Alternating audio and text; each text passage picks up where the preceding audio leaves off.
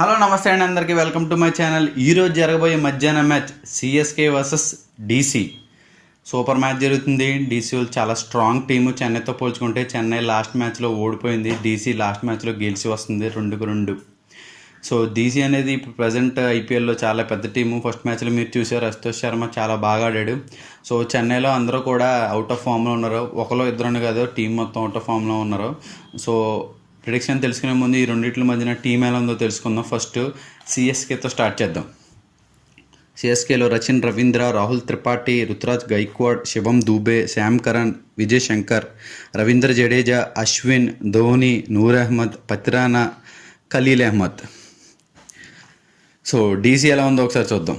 Jack Fraser McGurk, Faf du Plessis, Abhishek Porel, KL Rahul, Axar Patel, Tristan Stubbs, Ashutosh Sharma, Vipraj Nigam, Mitchell Starc, Kuldeep Yadav, Mohit Sharma, Mukesh Kumar.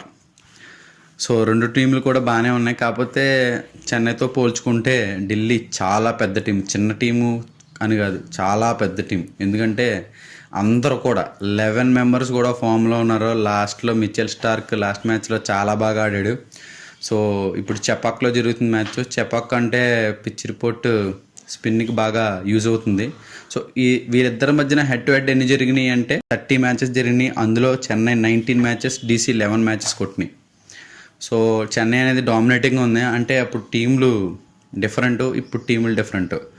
So టీములు base చేసుకుని ఆడతారా, లేకపోతే stats ప్రకారం హెడ్ టు హెడ్ ప్రకారం మళ్ళీ చెన్నైయే నెగ్గుతుందా చూద్దాం. ఫస్ట్ ఈ రెండు టీంలో కీ ప్లేయర్స్ ఎవరో తెలుసుకుందాం. కీ ప్లేయర్స్ ఎవరంటే Ruturaj Gaikwad, Shivam Dube, Sam Curran, Noor Ahmad, Pathirana, Khaleel Ahmed. So డీసీలో కీ ప్లేయర్స్ ఎవరంటే Faf du Plessis, KL Rahul, Tristan Stubbs, Ashutosh Sharma, Kuldeep Yadav, Mitchell Starc, Mohit Sharma. అలా చెప్పుకుంటూ పోతే టీం మొత్తం కీ ప్లేయర్సే. ఎందుకంటే ఒక్కరు కూడా అవుట్ ఆఫ్ ఫామ్లో లేరు. జాక్ ఫ్రెజర్ ముగ్గర్ వాడు ఫేస్ దిగుతాడు కదా, ఆస్ట్రేలియన్ ఓపెనర్, కొద్దిగా స్ట్రగుల్ అవుతున్నాడు. మామూలుగా అయితే హెడ్ లాగా చాలా ఫాస్ట్గా ఆడుతాడు. మీరు లాస్ట్ 2 మ్యాచెస్ చూస్తే చాలా స్లోగా ఆడుతున్నాడు. లాస్ట్ ఇయర్ ఆస్ట్రేలియా T20 మ్యాచెస్లో కూడా సరిగ్గా ఆడలేదు. ఆస్ట్రేలియా బిగ్ బ్యాష్ లీగ్లో కూడా సరిగ్గా ఆడలేదు. ఇప్పుడు ఇండియాలో కూడా స్ట్రగుల్ అవుతున్నాడు. సో అదే ఫామ్ని కంటిన్యూ చేసి టాప్ ఆర్డర్లో బాగా స్ట్రగుల్ అయ్యి డీసీని ఇంకా స్ట్రగుల్లోకి తీసుకొస్తాడా ఈరోజు మ్యాచ్లో చూడాలి. ఎందుకంటే చెపాక్ అంటే ఎంత చిన్న టీం అయినా సరే ధోని వాళ్ళ స్పిన్నర్స్తో స్పిన్ చేయించి అవతల టీం ఎంత పెద్దదైనా సరే వాళ్ళని మట్టు కలిపేస్తాడనమాట.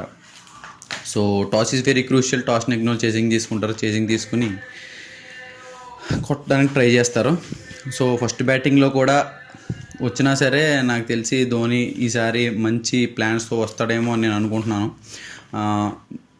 అలాగే ఈ పిచ్ రిపోర్ట్ కూడా అదే ఉంది. సో బౌలింగ్కి రిస్ట్ స్పిన్నర్స్కి బాగా హెల్ప్ చేస్తుంది. రిస్ట్ స్పిన్నర్స్ అంటే అందులో డీసీలో మన కుల్దీప్ యాదవ్ ఉన్నాడు, అలాగే చెన్నైలో నూర్ అహ్మద్ ఉన్నాడు. నాకు తెలిసి ఎంటైర్ సిఎస్కే టీంలో మంచి ఫామ్లో ఉన్న బౌలర్, బ్యాట్స్మెన్స్ మొత్తం టీం మొత్తంలో 11 మందిలో ఫామ్లో ఉన్నది ఎవర్రా అంటే ఒకే ఒకడు, అదే నూర్ అహ్మద్.